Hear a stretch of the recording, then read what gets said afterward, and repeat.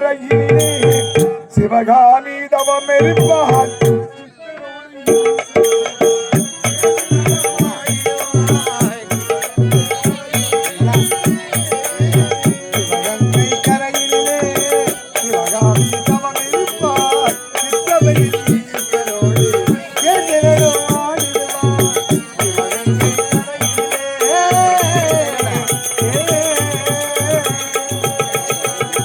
சிவகங்கை கரையிலே சிவகாமி தவம் இருப்பார்.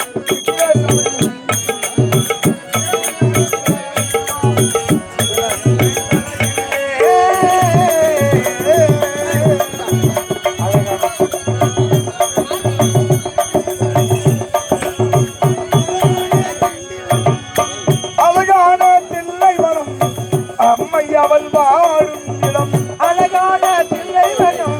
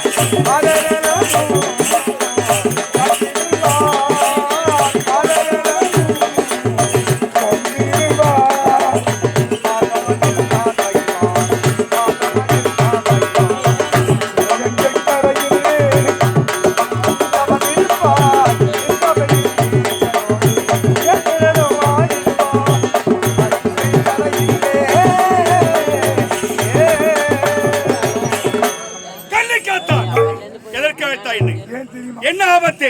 எனக்கு ஒரு ஆபத்து. என்ன ஆபத்து? அதுவும் ஒரு பெண்ணால் ஆபத்து. ஒரு பெண்ணால் ஆபத்தா? கேவலமாக இருக்கிறது. கேவலம் ஒரு பெண்ணால் ஆபத்தை அழைக்கின்றாய். என்ன ஆபத்து பெண்ணால் உனக்கு? ஏன் தெரியுமா? ஏன்? சரி, அந்த பெண்ணால பார்த்தா என்னை சேர வேண்டும், காம ஆசைக்கு உட்பட்டு என்னை அழைக்கின்றார் தாய். ஓ, வானவன் கோட்டைக்கு செல்லும் பொழுது ஒரு பெண் உன்னை வழிமறித்து காம இச்சைக்கு அழைக்கின்றான். படுபாவி, எனக்கு ஆலயம் கட்டும் திருப்பணி எடுத்து உரைத்தாயா? நிச்சயமா உரைத்து. என்ன உரைத்தான்? என்ன சொல்றான்? அந்த பெண் ஒரு பெண்ணோடு ஒரு ஆடவன். அவன் என்ன சொல்றான்? அப்படியா? அந்த எங்க இருக்க இது வரும்?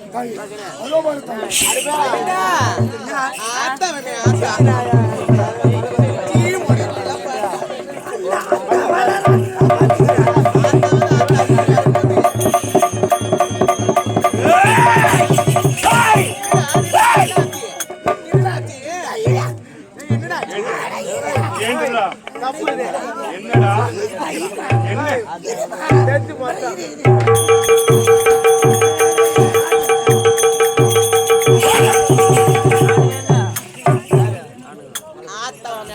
என்ன ஒரு பெண்ணுக்கு பெண்ணை எடுத்து அந்த ஆத்தா அங்க வரல, ஒரு ஆத்தா அந்த ஆத்தா அங்க வரப்போகுது. ஆத்தாவன் ஆத்தா யோ கூப்பிடியா மாத்தாவ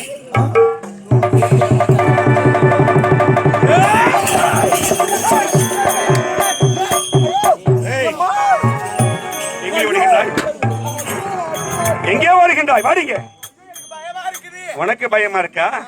ஆத்தாலையுமே ஆத்தா கூப்பிட்டு சொன்னியாமே, அந்த ஆத்தாலே வந்துட்டேன். வாடி. ஆத்தா வந்துட்டீங்களா? வாடி. சும்மா ஒரு வார்த்தைக்கு தான் ஆத்தா வாடி சொன்னேன். என்ன பச்சை என்ன வர வார்த்தை தெரி சொன்னாதீங்க. எனக்கு பயமா இருக்குது. உனக்கு அடி பயம்? எனக்கு பயமா இருக்குது. ரொம்ப பயம்தான் உனக்கு. எனக்கு ரொம்ப பயமா இருக்குது. வாடி. வரமாட்டேன். வந்து விடு. வரமாட்டேன். ஏய் வாடி. வரமாட்டேன். அவன் போய்டா. ஐயோ அவன் போய்டா. உன்னதான்டா. ஏன் நீ போலையா? என் பொம்பளை உனக்கு பிடிக்காத உனக்கு? அப்படியா பிடிக்குது? நல்ல பொண்ணு, உண்மைதான். மாற்றால் ஒருவனை கை தொடக்கூட நினைக்கிற மாதிரி பெரிய ஆள். உண்மைதான். என்ன சொன்னா போதும் தத்தனை தருவானுங்க ஒரு ஆசை. ஆனா எத்தனை பேர் சொல்லி உன்னை தொடர்றதையே அச்சப்படுறானுங்க. அவளா ஒரு பொம்பளை அம்மாவ அவளை போய் என்ன கூப்பிட்டான்னு சொல்றீங்க. அப்ப நீ எப்படி படி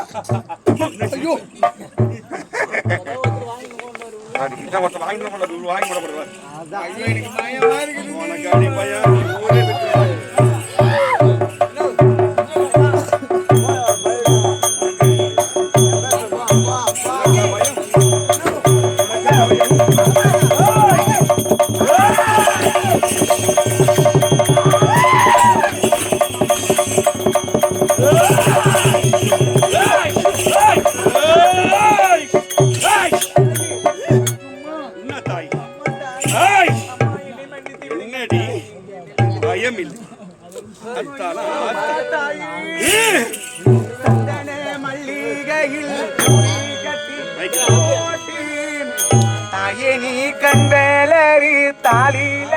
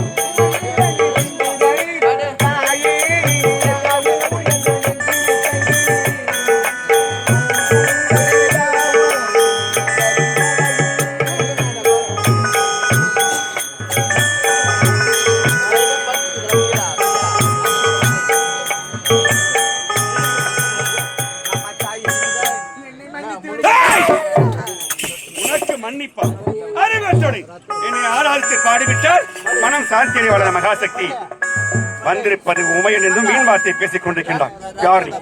எங்கிருந்து வருகின்றாய்? உன் நாடு நகர், உன் பெயர் என்ன? எனது நாடு வானுவராயன் கோட்டை.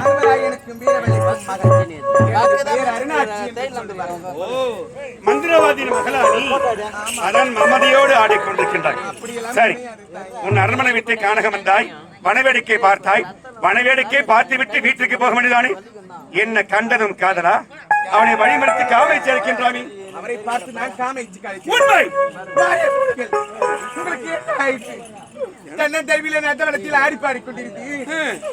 எனக்கு கட்டி அணைக்கும், என் காதலாச்சுக்கு எனக்கு கட்டி அணைக்கும். ஒரே ஒரு முத்தை கொடுத்து காம இச்சைக்கு என்னடா என்ன நடக்குது இங்கே? காம இச்சைக்கு நீ அழைத்தாயா? சொல்கின்றானே சரி. 1000 கண்ணுடையார், 1000 செய்யுடையார், அனைத்தும் அறிந்தவள் நான். உன்னை பற்றி நன்றாக தெரியும். என்னால் உருவாக்கப்பட்டவன் அவள். காம இச்சைக்கு உன் மீது படை கொடுக்கின்றான். அவன் யார் தெரியுமாடி? என்னுடைய மகன், என்னுடைய பிள்ளை அவன். உங்க பிள்ளையா? உண்மை. உங்க பிள்ளையா? ஆமாண்டி. யாருக்கு யாரு அத்தை? நான் உனக்கு அத்தையா? நீ எனக்கு மருமகளா? வீண் வார்த்தை வேண்டாம். என்னால் உருவாக்கப்பட்டவன். எனக்கு ஆலயம் கட்டும் திருப்பணி ஈடுபட்டுக் கொண்டிருக்கின்றான். அது அவனை மறந்துவிட்டு ஓடு உன் நாட்டிற்கு. போக முடியாது. வந்திருப்பல் உமையர்ந்து வீண் வார்த்தையை பேசிக் கொண்டிருக்கின்றான். சொல்வதற்கே போ. உன்னை தாய் தந்தை தேடுவார்கள். போ. தாய் தந்தை எனக்கு வேண்டாம். தாய் தந்தை உனக்கு வேண்டாம். அப்படி என்றால் இவர் இல்லாத வாழ்க்கை எனக்கு வாழ்க்கை கிடையாது. அதனால் மணந்தால் அவரை தான் மணந்து இல்லை என்றால் நான் எப்பொழுது பார்த்தேனோ திருமணம் ஒன்று நடந்தால் அது அவரோடு தான். இல்லை என்றால் என் உயிரையே நான் மாய்த்துக் கொள்வேன். மணந்தால் அவனைத்தான் மணப்பேன், இல்லை என்றால் இறைப்பெண் சாக துணிகின்றாய். 10 மாதம் சுமந்து பெற்றெடுத்து ரத்தத்தை பாலாக்கி சீராட்டி பாலூற்றி வளர்த்த உன் தன் தாய் உனக்கு வண்ண ஆவணம் கொண்டிய ஆசை மகள் என்று உன்னை அழகு பார்க்கும் தந்தை உனக்கு. இந்த ஊராறு உலகம், இந்த நாடு நகரம் வேறு யார்தான் உனக்கு வேணும்? உன்ன மாதிரி பொண்ணு ஊருக்கு ஓட்டிருந்தா போதுண்டி. கஷ்டப்பட்டு படிக்க வைத்து ஆளாக்கி நம்முடைய பெண்ணும் பிள்ளையும் நல்ல ஒரு உணர்வோடு படைத்து தாய் தந்தையை மதித்து நல்ல பிள்ளை என்ற பெயர் எடுத்து அழகான ஒருவன் கட்டி கொடுத்து நல்ல பிள்ளையா பேர் எடுக்குன்னா ஒவ்வொரு அப்பனும் ஆத்தா நினைப்பாங்க. இவ என்ன சொல்றா பாருங்க, எனக்கு தாய் வேண்டாம், தந்தை வேண்டாம், எனக்கு யாருமே வேணாம், இவன் தான் எனக்கு வேணும், செத்துடுவேன். 300 நாள் சுமந்து உயிரை பணைய வைத்து, ஏய் காலடிச்சா கால் வலிக்கும், கையடிச்சா கை வலிக்கும். ஆனால் ஒவ்வொரு பெண்ணின் கர்ப்பத்திலிருந்து ஒரு பிள்ளை நடக்கும் போது இறைவன் கொடுத்த 4448 நரம்பும் வலிக்கின்ற ஒரு பெண்ணுக்கு.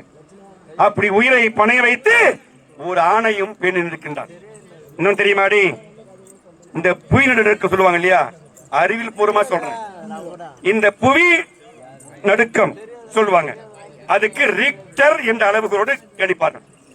நிலநடுக்கம் 6.1 லட்சம் இந்த நாட்டில் ஏற்பட்டது. இப்ப கரண்ட் இருக்கு, அதுக்கு சொல்லுவாங்க வாட்ஸ் ஆம்ப்ஸ் சொல்லுவாங்க.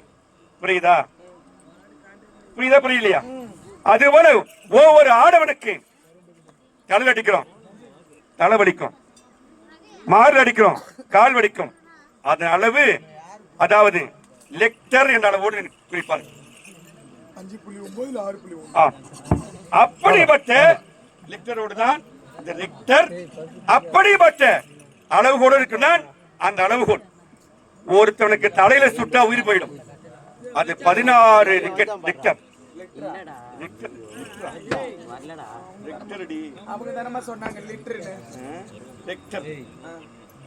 அதுபோல 47 ரெக்டர் தான் ஒவ்வொரு ஆடவனுக்கும் வலித்தாங்க. அந்த 47 ரெக்டர் வலித்தாங்கன்னா உயிர் போயிடும்.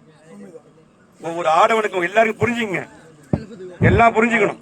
ஒரு ஆடவனை மார்பில் சுட்டாலும் கத்தியால் குத்தினாலும் அந்த வலி எவ்வளவு தெரியுமா? 46 லெக்டர். அதுதான் வலி பொறுக்கும். அதுக்கு மேல 1 லெக்டர் போனாலும் செத்துருவான். ஆனால் ஒரு பெண் குழந்தை ஈடெடுக்கும் போது 57 லெக்டர் வலியை தாங்குவார். 46 லெக்டர் தாங்க முடியாத ஒரு ஆடவன் உயிரை 57 லெக்டர் தாங்குகின்றால் ஒரு பெண் பிரசவ வலி. அப்பனா எவ்வளவு அதிகம். ஆனால் தாழ முடியாத வழியை 10 அது அதிகமாக தாங்கி ஒரு பிள்ளை பெற்றெடுக்கின்றார். ஆணை விட பெண்ணுக்கு 10 லிட்டர் அதிகம். அப்படிப்பட்ட வழியோடு ஒரு பிள்ளை இருக்கின்றால் ஒரு தாய் 47 லிட்டர் ஆம்பளை பொறுக்க செத்து போறான். ஆனா ஒரு குழந்தையை 57 லிட்டர் எடுத்தால் வழியால் பொறுத்துக் கொண்டு புரியுதா? இருந்தாலும் சரி, இந்த பிள்ளை எல்லாம் அம்மானு கூப்பிடுறதுக்கு ஒரு வார்த்தைக்காக 9 மாசமா இருக்கும்போது அம்மா அம்மா அம்மா அம்மான்னு சொல்லுவான். 10வது மாசம் பிரசவனிலே உயிர் போகலுவாய் அம்மா ஐயோ அம்மா அம்மா அம்மா 1000 முறை கூவி ஒரு பிள்ளையை பெற்றெடுப்பா. ஏன் தெரியுமா? இவன் அம்மான்னு ஒரு வார்த்தை சொல்றான் பாரு. இந்த ஒரு வார்த்தைக்காக உன் தாய் 1000 லட்சக்கணக்கில் அம்மா அம்மா அம்மான்னு கூட்ட உன்னை பெற்றிருக்கிறான். அதை முதல்ல புரிஞ்சுக்கணும். சிரிக்கிறது இல்ல, சிந்திக்கணும். சிரிக்கிற வசனம் இல்லை. உன் ஆத்தாவை நீ மதிக்கணும். சும்மா கூத்து பாக்குறோம், கும்பல் அடிக்கிறோம், கும்பல் கூடுகிறது கிடையாது. உன் ஆத்தா எவ்வளவு கஷ்டப்பட்டு உன்னை படிக்க வச்சு ஆளாக்கி பெரிய ஆள் நினைக்கிறான். ஆனா நீ நபரை கூத்து பார்க்க வர 1 மணி நேரம் உட்கார, சிரிக்கிற, அரட்டடிக்கிற, ஓடுற எல்லாம் ஆத்தா பார்த்து இருப்பான். என்ன சொல்ற? யாரு இது? அந்த போய் சிரிக்கிறது அவன் போட்டதான். அவன் போடலையா? இது இடத்துல பின்ன அப்படித்தான் இருக்கும். இதான் ஊர் பேசும். அந்த பிள்ளை அப்படி பண்ண மாட்டானே. அந்த அப்பா நல்லா கிடைச்சாங்க. அப்பா அம்மா வாத்தாலும் நல்ல பிள்ளைய திட்டம் போட்டு வளர்ப்பாங்களே. அதுக்கு யாரு கடங்காது, ஊரு கடங்காது, வீட்டு கடங்காது அப்படின்னு பேசுவாங்க. அதுதான் உண்மை. அது போல நம்ம சூழல் இருக்க நீ புரிய சிரிக்கிறது இல்லை. சூறையில அது இருக்க கூடாது. நாங்க வருஷம் 200 ஊர்ல கூத்தாடுறோம். நாளைக்கு போய் பேசுவோம். இப்ப ஒண்ணும் இல்லை. நான் ஒரு கம்பெனி அனுப்பிச்சு விட்டேன். முண்டியம்பாக்கத்துக்கு ஆடிட்டு இருக்காங்க. அங்கேருந்து எனக்கு போன் வருது. ஐயா நேற்று 1000 பேர் அவங்க கூத்த கடைசி வரைக்கும் பார்த்தாங்க. நல்லா சூப்பரா இருந்தது. இன்னைக்கு 10 பேரும் பார்க்கல. ஏன் வீட்டுக்கு போட நாடகம் சொல்லிட்டு எனக்கு போன் பண்றாங்க. இப்ப எல்லாம் ஊரான நாடகம் உள்ள பார்த்து கேட்டாங்க. ஏன் அப்படிப்பட்ட நடிப்பை அங்க பார்க்க முடியாமல் பிடிக்கல. நீங்க ஏன் அந்த கம்பெனி அனுப்பிச்சிங்க? அவங்க இன்னைக்கு ஆட வேண்டிய இந்த கம்பெனி அங்க ஆட போயிட்டானே. ஆனா எவ்வளவு நாடகத்தின் அப்படி சராசரி பாரதோட கதை நடத்துறாங்க. பாரத கதை அப்படிதான் இருக்கும். அது மக்களுக்கு புரியவில்லை. அதனால நாடக கம்பெனி குறை சொல்றாங்க. அவன் கதையை புறமா நடத்திட்டு இருக்காங்க. கம்பெனி சிறந்த கம்பெனி தான். பாரத நாடகம் ஆடுறாங்க. கதையோட தான் போகும். அது பிடிக்குன்னு அங்கிருந்து போன் வருது. ஆனால் இங்க நாம அம்பாளின் கதையை வச்சு நடத்துறோம். அதனால யாரும் தயவு செய்து அதை ஏளனமாகவோ கேளிக்கையோ பார்க்க கூடாது. அம்மா என்ன சொல்றாங்க ஆத்தா அதை கேட்கணும். அப்படி உன்னை கஷ்டப்பட்டு ஆம்பளை நீ செத்தா சவம். ஒரு உயிர் போச்சுன்னா அது என்ன சவம் பேரு. செத்து போன உடம்புல சொல்லுவாங்க சவம். என்ன எப்ப சவம் வருது? சவப்பெட்டி எப்ப வருது? இது. ஆனால் ஒரு பெண் தன் வயிற்றுல ஒரு உயிரை பிரித்து எடுக்கும் போது ஒன்னதான சொல்றேன். உன் உயிரை வயிற்றுல பிரித்து எடுக்கும் போது அவங்க ஆத்தாளுக்கு பிரசவம்.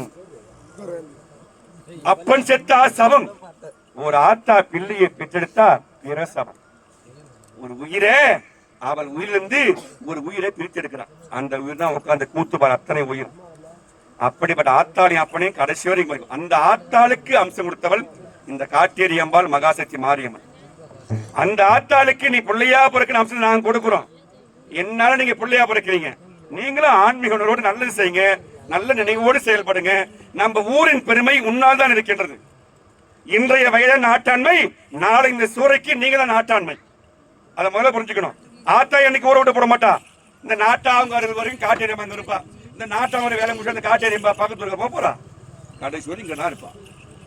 அப்ப இன்றைய தலைமுறை நீ அடுத்த காட்டேரி அம்பாள் உற்சவத்துக்கு நீதான் தலைமுறை நாட்டாங்க. அதை சிந்தித்து செயல்படணும். தெரியுதா? படிக்கல சும்மா படிக்கல. அறிவுபுறம் ஏன் படிக்க வைக்கிறோம்? சுத்துறதுக்கா படிக்க வைக்கிறோம்? படிப்பால் அறிவு திலக்கி நீ பெரியாளாகி நல்ல பிள்ளையா ஊர்ல பேரணும் ஆத்தாள் அப்பன்னு கஷ்டப்பட்டு உன்னை படிக்க வைக்கிறான். நீ போய் அரசு அடிக்கணும், கும்பலம் போடணும், குடிக்கணும், கஞ்சா போடணும், சுத்தணும், அவனை அடிக்கணும், உதக்கணும். இதுக்கு படிக்க வைக்கல. உன்னை ஆத்தோட வளர்க்கல. அதை முதல்ல புரிஞ்சுக்கணும். அதை தயவு செய்து நம்முடைய சூறை இளம் பிள்ளைகள் நன்க எண்ணத்தோடு ஆன்மீக உணர்வோடு பெரியோரை மதித்து நல்லபடியாக இந்த கிராமத்துடைய பெருமையை நீ உருவாக்க வேண்டும். சூறை என்ற கஷேத்திரம் முன்னால் நல்ல ஒரு கிராமம் வரணும் சொல்லிக்கொண்டு இவ்வளவு மாதிரி இருக்க கூடாது. என்ன சொல்றாவ? ஏன்னா இவ்வளவு வயசுதான் அவங்களுக்கு பேசுறேன். பெத்த ஆத்தா அப்ப எனக்கு தேவையில்லை. இவன் தான் வேணும்ன்றான், இல்ல செத்து விடுவன்றான். அதுதான் சொல்றேன். 10 மாதம் சுமந்து பெற்றெடுத்து ரத்தத்தை பாலாக்கி சீராற்று தாத்தா இவளுக்கு வேணாமா? இப்பதான் இவளை பார்த்தா இவதான் இவனுக்கு வேணுமா? ஒன்ன போல ஒரு பொண்ணு இந்த சூழல் சூரிய ஊரை கேட்டு. அப்படியா? என்ன அப்படியா? நீங்கள் உலகால உமா மகேஸ்வரி தானே? ஆமா. நீங்கள் சக்தி தானே? ஆமா. நாங்கள் அனைத்துமே அறிந்தவள் தானே? அதனால எனக்கு ஏற்பட்ட நிலைமை உங்களுக்கு என்ன நிலைமை? என் நிலைமையா? என்ன நிலைமை? என் தாய் தந்தை இருக்கின்றார்கள்.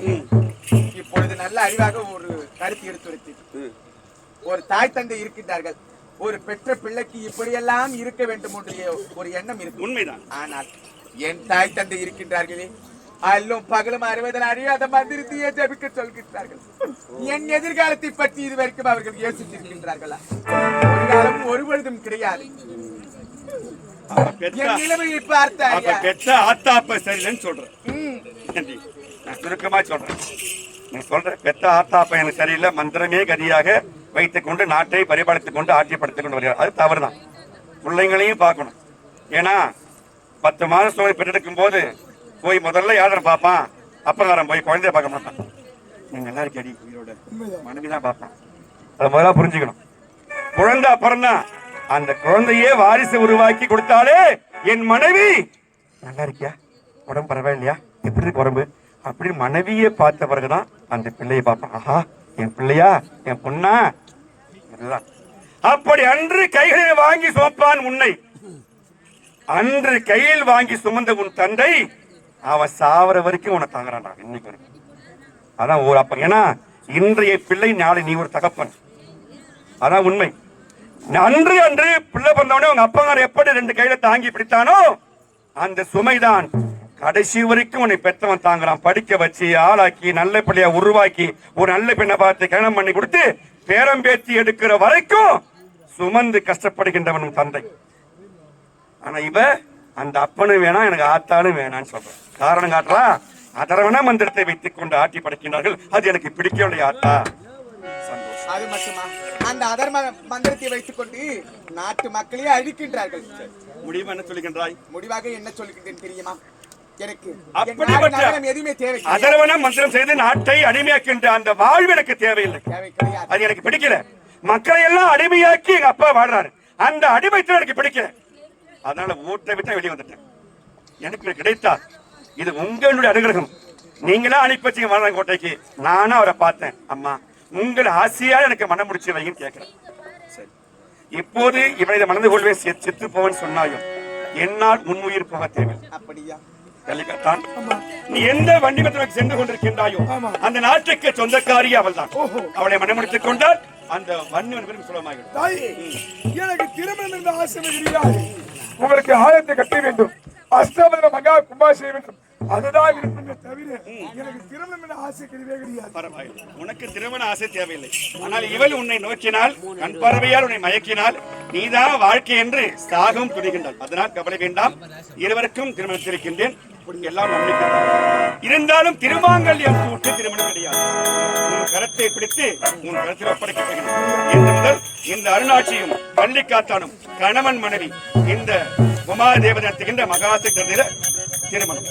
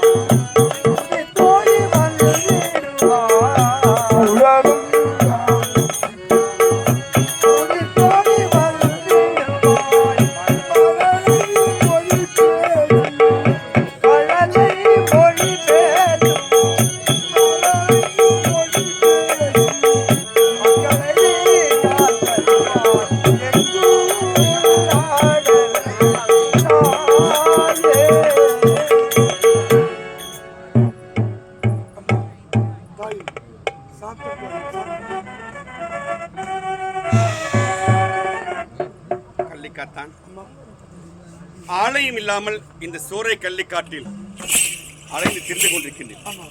ஆலயத்தை கட்டி முடிக்கணும் உனக்கு ஒரு நிர்ணயத்தை வைத்தேன். ஆனால் நீ ஒரு பெண்ணால் ஆபத்து அழைக்கின்றாய். வந்திருப்பது உண்மை எனது வீண் வார்த்தை பேசிக் கொண்டிருக்கிறாள் படுபாவி. இருந்தாலும் அம்மா எனக்கும் ஆலயம் கட்டும் பணி எனக்கு பங்கிருக்கின்றது. எனக்கு தாழ்வு செய்கின்ற அந்த அதர்மான மந்திரத்தை வைத்துக் கொண்டு நாட்டை ஆட்டி படைக்கின்றார்கள். அந்த அடிமைத்தனம் எனக்கு பிடிக்கவில்லை. அதனால்தான் காம சுகத்திற்கு நான் மனமாக ஏற்றுக்கொள்ளவில்லை. ஆலய கட்டிருப்பணியை நானும் சேர்ந்து கட்டி முடிக்கணும் தான் அவர் மீது ஆசைப்படும் தவிர என்று எப்போது உரைத்தாலும் கற்பகாம்பாள் உன் கருத்தை பிடித்து அவன் கருத்தில் ஒப்படைத்துவிட்டு எப்போது ஒரு பெண்ணின் கரம் ஒரு ஆடவன் மீது பட்டுவிட்டதோ அவள் கற்பு நெறியும் கெட்டுவிட்டது. உன்னுடைய கற்பு நெறி கெட இந்த கற்பகாம்பாள் காரணமாக இருக்க மாட்டேன். நடந்த திருமணம் நடந்தது. ஆனால் உண்டு இந்த ஊராருக்கும் உலகத்தாருக்கும் இருவரும் கணவன் மனைவி இல்லை. ஒரு அண்ணனும் ஒரு தங்கம் எப்படி பாசை பிணைப்போடு அன்போடு பழகுவார்களோ அப்படி இந்த இரவு வரை நாளை அதிகாலை ஆலயம் கட்டி முடித்து எனக்கு அஷ்டபத மகா கும்பாபிஷேகம் செய்யும் வரை கணவன் மனைவி என்ற இன்ப சுகத்தை தவிர்த்து சிற்றின்பத்தை வெறித்து பேரின்பத்தை நாடி அண்ணனும் தங்கையும் அந்த ஆன்மீக உணர்வு ஈடுபட்டு எனக்கு கும்பாபிஷேகம் செய்தால்தான் என் மனம் சாந்தி அடைந்து அந்த புதிய ஆலயத்தில் இருக்கும் திருமாங்கல்யம் சூட்டிய திருமணத்தை நானே நடத்தி வைப்பேன். விற்க வேண்டும். அண்ணன் தங்கவே என்ன வேண்டும்? உனக்கு அவள் என்ன வேண்டும்? தங்கை. அதனால் இந்த இரவு வரை பொழுது விடியும் வரை காம சுகத்திற்கு இடம் கொடுக்க கூடாது. புரிகிறதா? சிற்றின்பத்தை விரட்டி விடுங்கள், பேரின்பத்தை நாடுங்கள். அப்போதுதான் இந்த சக்தியும் அனுகிரகம் கிடைக்கும். அப்படியே ஆகட்டும் தாயே. சந்தோஷம். மகா கும்பாபிஷேகம் செய்து வருகிறேன்.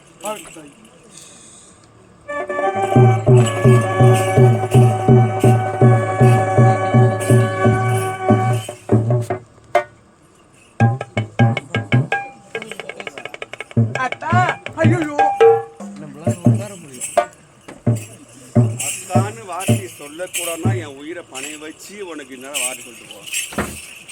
சர்வசாதாரணமா அத்தானுக்கு பொம்பளை பசங்க திருத்தவே முடியாது. அப்படிலாம் சொல்லாதீங்கம்மா. ஏமா பெண்களை இழிவாக பேசுறீங்க? அதுவும் இல்லாம என்னதான் ரொம்ப இழிவா பேசுறீங்க. பெண்களை இழிவாக சொல்லக்கூடாது. போன வருஷம் வந்து கருமாரி அம்மன் உற்பனை வச்சோம். ஒரு தாசி தான் ஒரு கர்ப்பிணி பண்ணியே கொடுத்தனான். அவள் ஒரு பொம்பளை தானே. அவ செய்தது என்ன தொழில்? பல ஆடவரை காம சுகத்திற்கு அழைத்து வந்து காம சுகத்தை கொடுத்து ஒரு பெண்ணன் பெற்றவள் கல்லானாலும் கணவன் புல்லானாலும் புருஷன் மனம் முடித்து வந்த பிறகு அவன் கூத்தி கல்வனோ கொலைகாரனோ குடிகாரனோ ஒரு பெண்ணோடு தொடர்பு எவனாக சரி வாக்கப்பட்டு வந்துட்டோம். நம் தலையெழுத்து விதி அவனோடு இன்பத் துன்பத்தை அனுபவித்து மண்ணுக்குள்ள போகணும். ஒவ்வொரு பொண்ணும் வாழ்ந்துட்டு வரான். ஆனா சில பேர் என்ன பண்றா, எப்படியாவது பணம் கறக்கணும்னு ஒருத்தர் கண் மலை போட்டு இருக்கான். அப்ப யோகியமான பெண்களை குறை சொல்றது. எல்லாரும் இந்த சக்தி அம்சம் படிச்சவங்க உட்கார்ந்த பெண் அத்தனை பேரும் எங்க ஆண்கள் எல்லாம் என் கணவர் ஈச அம்சம் படித்தவங்கதான். ஆணும் பெண்ணும் சேர்ந்து இல்வாழ்க்கை இன்ப சுகம் வாரிசு உருவாக பிரபஞ்சம். ஆனால் சில பெண்கள் விலைமாதாக மாறி பணத்திற்காக கற்பையே விலைக்கு வைக்கிறான். அவளை திருத்தத்தான் கருமாறியா வந்தேன். புரியுதா? இந்த ஊருக்கு ஒரு புண்ணியத்தையும் ஒரு அழகான ஒரு ஆன்மீக உணர்வையும் ஏற்படுத்திருந்தா இந்த கள்ளிக்காத்தான் அருணாட்சி திருமணம், அம்பாள் அஷ்ட மகா கும்பாபிஷேகம், பாவாராயன் ஆலாத்தியம்மன் உறுப்பினர் நாடகம். ஒரு முறை வந்தா பெண்ணுடைய அந்த கருவை கொடுக்க வேண்டும் அங்காள பரமேஸ்வரி நாடகம் வச்சோம். இதெல்லாம் சும்மா காசையா வைக்கிறது இல்ல. உணர்வு பூர்வமான அம்பாளின் சக்தி எண்ணம் என்று பெண்கள் அறிய வேண்டும். அந்த அறிந்து செயல்பட வேண்டும். அதற்குத்தான் இந்த காவியமே. புரியுதா? பணம் கொடுத்தா எப்படியும் நாடகம் ஆடலாம், எப்படியும் பொழுது ஓட்டலாம். அது நாடக கலைஞருக்கு தெரியும். அது அல்ல நாடகம்னு. ஈசன் அருளால் நர்த்தனமாடி தில்லையிலே தில்லைக்காளி திருநடனமாடி கூத்தாடி பேருமானவர் ஈஸ்வரன் தான். முதல்ல கூத்தாடி அவர் தான். அவரை பார்த்து நான் பண்ணி கூத்தாடிட்டு இருக்கோம். புரியுதா? தில்லையிலே தில்லை வனத்திலே மலையனுடைய சுடுகாட்டிலே சுடுகாட்டு சாம்பலை வாரி பூசிக்கொண்டு நர்த்தனமாடியவர் ஈசன். இருவருக்கும் சக்திக்கும் எனக்கும் அவருக்கும் போட்டி வந்து தில்லை நடனமாடினும். இருந்தாலும் பெண்கள் காலை தூக்கி ஆடக்கூடாது. ஆண்கள் ஆடலாம். பெண்கள் இந்த பூமிக்கு மேல இப்படி காலத்த கூடாது. எவ்வளவு ஆடினாலும் இப்படிதான் ஆடணும். ஆண்கள் எப்படி ஆடலாம்? இந்த காலம் எப்படி பிடிக்கலாம், இந்த காலம் எப்படி பிடிக்கலாம், தலைமையில தூக்கலாம். ஆனா பெண் தூக்கலாமா? தூக்க கூடாது. அதுதான் அப்படி நான் என்ன பண்ணேன், என் ஈசன் காலை தூக்கி அவன் சலங்கை அருந்து விட்டது. அந்த காலை அருந்த சலங்கை எடுக்க வேண்டும் என்று காதிலிருந்து அந்த காலுடைய குடல் கீழே போயிடுச்சு. அந்த குடத்துல காலால எடுத்து போய் இப்படி காலால மாற்றுறாரு காதுல. நான் செய்யலாமா அந்த காரியத்தை? ஆண்கள் செய்யலாம், பெண் செய்யலாமா? காலை தூக்கலாமா? இந்த முட்டிக்கு மேல பெண் என்று யாரும் சரி, நீங்களும் சரி, உடனே சொல்றேன், இந்த முட்டிக்கு மேல நீ காலை தூக்கவே கூடாது. பெண்கள் காலை தூக்க அவமானம். ஆமா, ஏன் தெரியுமா? புடவை ஏன் கட்டுறீங்க? இன்னைக்கு நம்ம ட்ரெஸ் ஒன்று போச்சு, இதோட ஒரு ட்ரெஸ், இது வரைக்கும் ஒரு ட்ரெஸ், சுடிதாரு ஃபேஷன். ஆனா ஆம்பளை பூரா நீ ஃபுல்லா மாசம் போறோம் இது வரைக்கும். ஆனா பொம்பளை உனக்கு பசங்க நான் பெண்களை ஏன் பாதம் மட்டும் தெரிய சீதா தேவி திரௌபதி பாதம் மட்டும் தெரிய புடவை கட்டினாங்க. எந்த ஒரு காலை பார்த்தால் நெற்றி போட்டுருவான். திருமணமானவள் நெற்றி போன திருமணம் ஆகாதவள், அப்பதான் முகத்தை பார்ப்பான். அவனுக்கு ஒரு கட்டுப்பாடு, பெண்ணுக்கு ஒரு கட்டுப்பாடு. தன் கணவனை தேவை வேற யாரையும் இப்படி பார்க்க மாட்டான். கணவன் மட்டும்தான் பார்ப்பான். கணவன் கொடுக்கும் போது கீழே அவன் பார்த்தியே கணவன் முன்செல்ல பின் தொடர்வாள் மனைவி. அவன் பார்த்துட்டு தான் போவான். அதுதான் கணவன் மனைவி அழகு. அது உணர்த்தத்தான் தில்லை நட்டனம் ஆடினோம். நான் தோத்துறேன்னு சொன்னாரு. தில்லை காளியாக நடனம் ஆடினேன். கட்டணம் வெற்றி பெற்றாரு. என் ஈசன் தான் வெற்றி பெற்றார். அதுக்குத்தான் சொல்லிக்கிட்டேன். அப்படி தில்லையில் கூத்தாடி கூத்தாடி பெற்ற நாம எப்படி ஆடணும்? அந்த பணம் என்கிட்ட வாங்குறேன். காலையில சந்தோஷமா கொடுக்கணும். யாரும் கொள்ளடிச்சு அம்மாவும் பண்ணல. எல்லாம் கஷ்டப்பட்டு விவசாயம் செய்து என்னென்னவோ ஓட்டுநர், நடத்துனர், ஒரு எலக்ட்ரிஷியன், கொத்தனார் எவ்வளவோ கஷ்டப்பட்டு சம்பாதிச்சு இந்த விழா பண்றாங்க. அப்ப அந்த பணம் வாங்கி நம்ம சிரிக்கிறோம்னா நாமளும் உயிரை கொடுத்தோம் நாடகம் ஆடும். எத்தனையோ நாடக கலைஞர் உயிர் மேடையிலே போயிருக்கு. அதான் அம்சம். அப்படி இருக்க அதற்குத்தான் சொல்லுகின்றேன், பெண்களை அவங்களும் முறை நடந்துக்கணும். புரியுதா? பெண்கள் தப்பா தாயி. பெண்ணீங்கன்னா ஏன் பேச்சு கேட்டியா? தாயி, நான் என்ன தவறாக நினைத்தேன்? அவருதான் தவறுதான் தாயி, மன்னித்து விடுங்க தாயி. சந்தோஷம். ஏன் மறந்து அத்தான் கூப்பிடாது, கூப்பிட மாட்டேன் தாயி, அண்ணன் கூப்பிடு. இப்ப ஏன் எதிரி கூப்பிடு? அண்ணா வாங்க அண்ணா. அதுதான் தாலி கட்டணும். தாலி கட்டின பிறகு அண்ணன் கூப்பிட முடியாது. ஏன்னா மாங்கல்யம் கழுத்து போச்சுன்னா கணவன். இந்த மாங்கல்யம் ஏற வரைக்கும் ஆத்தா சொல்ற மாதிரி அண்ணனோட அந்த சிற்றின்பத்துக்காகத்தான். ஏன்னா சிற்றின்பத்தை ஆரம்பித்தால் பேரின்பம். அது இறைவனுடைய இறை தொண்டு, அது நின்று போயிடும். இப்ப இறை தொண்டு இருப்பதால் தான் பால் காட்டேரிக்கு பூசை. அந்த இறை தொண்டு இல்லை என்றால் பால் காட்டேரிக்கு பூசை இல்லை. புரியுதா? அதனால் பால் காட்டேரி அந்த குலதெய்வத்தை அந்த குலதெய்வ குடும்பம் பண்ண அவசியம் கிடையாது. எல்லாருமே வணங்கலாம். நிறைய மாத கர்ப்பிணி பெண் யாரெல்லாம் ஊர்ல இருக்கீங்களோ அப்படி இந்த வழியா போகும்போது எல்லாருக்கும் சொல்ற பொதுவா, உங்களுக்கு குலதெய்வம் பெரிய பலத்தாமனோ இல்லை முனீஸ்வரனோ பெரியாண்டவனோ, ஆனா நீங்க இப்படி போகும்போது உங்க மகளோ மருமகளோ நிறைய மாத கர்ப்பிணி பெண்ணா இருக்கும்போது இந்த காட்டேரி அம்மன் ஆலயத்தை விட்டு இப்படி போகும்போது தயவுசெய்து நிச்சயமா சொல்றேன், அம்பாலா சொல்றேன், காட்டேரி அம்மா என் மகளுக்கும் மருமகளுக்கும் சுகமா பிரசவத்தை கொடுமா அப்படின்னு வேண்டிட்டு போறாங்க. நிச்சயமா அறுவை சிகிச்சை இல்லாமல் மகளுக்கும் மருமகளுக்கும் குழந்தை பாக்கியம் அந்த யோனின் வழியாக சுகமா பிறக்கும். அந்த அம்சத்தை கொடுப்போனா எங்க வீட்ல நடந்ததா? கட்டி கல்புரமானங்க அந்த அம்மா கேட்கும். ஐயோனுக்கு எப்படி குழந்தை பிறந்தது? சுகப்பிரசவம். நான் சொல்லி கொண்டு சொல்லல, புரியுதா? இதுதான் உண்மை. அப்படிப்பட்ட சக்தி படைச்சவ காட்டேரி அம்மா. ஏன்னா சுகப்பிரசத்தை கொடுக்கறதுக்கு அங்காளம்மனுக்கு சக்தி இல்ல, கிராமதே பெரிய பலதான் சக்தி இல்ல, மகாசக்தி முத்துமாருக்கு சக்தி இல்ல, இந்த அம்மா சக்தி இல்ல. பிரசவத்தை பிரசவமா முறையா யோனின வழியா கொடுக்கின்ற ஒரே அம்சம் படைத்தவள் இந்த காட்டேரி அம்பாள் மட்டும்தான். அதனால எல்லாரும் வழிபடலாம். குலதெய்வ குடும்பம் தான் குடும்பம். அது அவங்க சாமி, இவங்க சாமி, அவங்க சாமி இல்ல, எல்லா சாமியும் ஒரு சாமி தான். புரியுதா? அதனால அவங்க குலதேவரை முறைப்படி வணங்குவாங்க. இது இஷ்ட தேவதை. உனக்கு அந்த இஷ்ட தேவதையை நீ கரம் கூட்டி, அம்மா காட்டேரி அம்மா இந்த அம்சத்தை இந்த குறை இல்லாம எனக்கு தீர்த்து கொடுமா. இப்ப சொன்னாங்க, ஒரு கட்டி கல்புரம் வாங்கி காட்டேரி அம்மா கிட்ட அம்மா குறையில்லாமல் சுகப்பிரசவம் வேண்டிட்டு போனேன். சுகப்பிரசவமா பொண்ணுன்னு சொல்றாங்க. என்ன இருக்குது? அந்த சக்தியின் அம்சம் அப்படி. அதனால் மீண்டும் அந்த அனைத்து குலை குடும்பங்களுக்கும் அனைத்து சக்தியும் அந்த காட்டேரி அம்மாள் கொடுக்க வேண்டும் மனகந்த வாழ்த்துகின்றேன். வாழ்க வளம். நமச்சிவாய.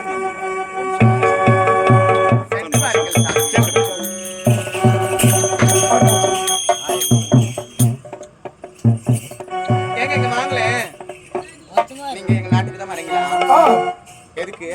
அந்த வன்னி மரத்தை எடுக்க எடுப்பதற்காக வந்திருக்கீங்களா? உண்மைதான். அந்த வன்னி மரத்துக்கு அடியில் நெருங்க முடியாது. ஏன்? ஏனென்றால் அதற்கு 2 காவல் தெய்வங்கள் இருக்கின்றன. யார் யார்? ஒன்று ஹரிஹரபுத்திர ஐயனாரப்பன், ஐயனாரப்பன். மற்றொன்று ஆஞ்சநேயர் சுவாமி. ஓஹோ. 2 காவல் தெய்வங்களும் அந்த வன்னி மரத்தை சுற்றி வலம் வந்து கொண்டிருக்கும். அப்படியா? அதனால் வன்னி மரத்தை கைப்பற்ற வேண்டும் வேண்டும் என்றால் என்றால் உரிய வழிதான் இருக்கு. என்ன வழி? என் தந்தையார் 7.5 கோடி மந்திரத்துக்கும் அதிபதி. அதிபதி. ஆனால் அதில் பாதி மந்திரத்தை எனக்கு உபதேசம் செய்திருக்கின்றார், ஓஹோ. கற்றுக் கொடுத்திருக்கின்றார். ஆ, அந்த மந்திரத்தை வைத்து உங்களுக்கு நான் மந்திரத்தை உபதேசம் செய்கின்றேன். மந்திரத்தை வைத்து வன்னி மரத்தை கைப்பற்றி வாருங்கள். அப்படியா? ம். ஆகட்டும். வாருங்கள். உள்ளுக்குள்ள